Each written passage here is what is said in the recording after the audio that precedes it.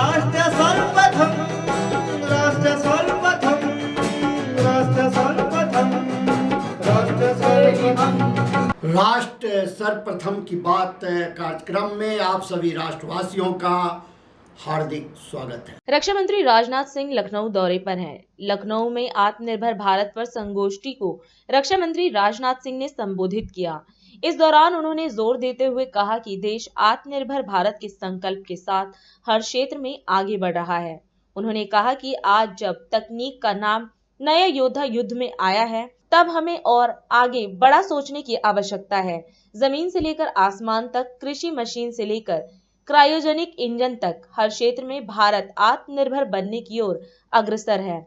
हमने इस बात को भली भांति समझा है कि लगातार तेजी से बदलती दुनिया में आत्मनिर्भरता हमारे लिए कोई विकल्प नहीं, बल्कि यह एक जरूरत है। साथियों, जैसा कि आप सभी जानते हैं, देश आत्मनिर्भर भारत के संकल्प के साथ हर क्षेत्र में आगे बढ़ रहा है। जमीन से लेकर आसमान तक, कृषि मशीनों से लेकर क्रायोजेनिक इंजन तक, हर क्षेत्र में भारत आत्मनिर्भर बनने की ओर तेजी से अग्रसर है। लगातार तेजी से बदलती हुई दुनिया में आत्मनिर्भरता हमारे लिए कोई ऑप्शन नहीं है, बल्कि हमारे लिए यह एक नेसेसिटी है। हम सारे महत्वपूर्ण सेक्टर्स में देश की आत्मनिर्भरता, सेल्फ रिलायंस, ये इंश्योर कर रहे हैं। डिफेंस सेक्टर की भी मैं बात करूं तो यहाँ आत्मनिर्भरता की हमारी जरूरत और बढ़ जाती है, क्योंकि यहाँ मामला सीधे राष्ट्र की सुरक्षा से जुड़ा हुआ है।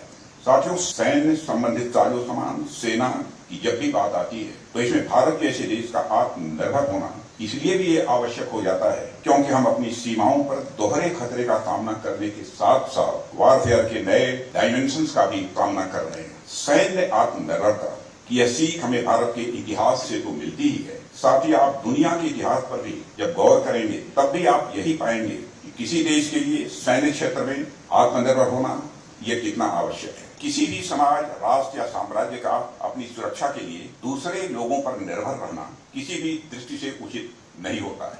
किसी दूसरे की बाजुओं की ताकत की बदौलत हमें एक बार को अपने घर की दीवारें तो खड़ी कर सकते हैं, पर आजीवन घर को सुरक्षित रखने के लिए हमें अपनी बाजुएं ही मजबूत करनी होती हैं, यानी हमें आत्मनिर्भर ये बनना होता है। हमारी असली ताकत हमारी अपनी सेनाएं ही हो सकती है। दूसरे लोगों पर निर्भर रहकर कोई समाज अपनी संख्या बढ़ा तो सकता है, अपनी ताकत नहीं बढ़ा सकता। हमारी ताकत केवल और केवल आत्मनिर्भर होकर ही बढ़ सकती। मतलब यह है कि किसी भी राष्ट्र की सुरक्षा के लिए सेना सबसे महत्वपूर्ण अंग होती है। एक सशक्त सेना के बगैर आप न तो अपने राष्ट्र की सीमा की सुरक्षा कर सकते हैं और न ही अपनी सभ्यता और संस्कृति। और वह सेना यदि दूसरों पर निर्भर है तब तो आपातकाल में स्थिति और भी अनकंट्रोल्ड हो जाती है। साथियों, यहाँ जब मैं सेना के आत्मनिर्भरता की बात कर रहा हूँ तो उससे मेरा मतलब केवल सैनिकों भर से नहीं है, बल्कि उससे मेरा मतलब सैन्य साजो सामान से भी है। और जैसे जैसे समय बदलता जा रहा है, सैन्य साजो सामान की भूमिका और भी बढ़ती जा रही है। नए नए साजो सामान वर्तमान में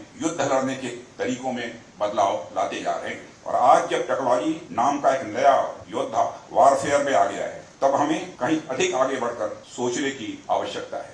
जितना महत्वपूर्ण हमारे सैनिकों का शौर्य और पराक्रम है, उतना ही महत्वपूर्ण प्लेटफॉर्म्स, इक्विपमेंट और नई नई टेक्नोलॉजीज का भी महत्व है।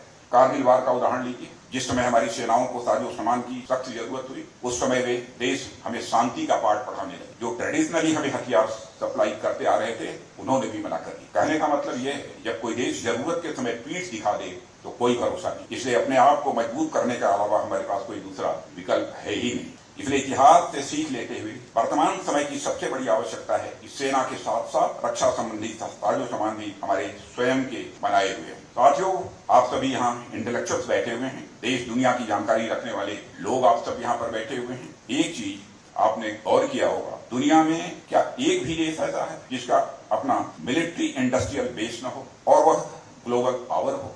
एक भी देश आपको दुनिया में नहीं मिले।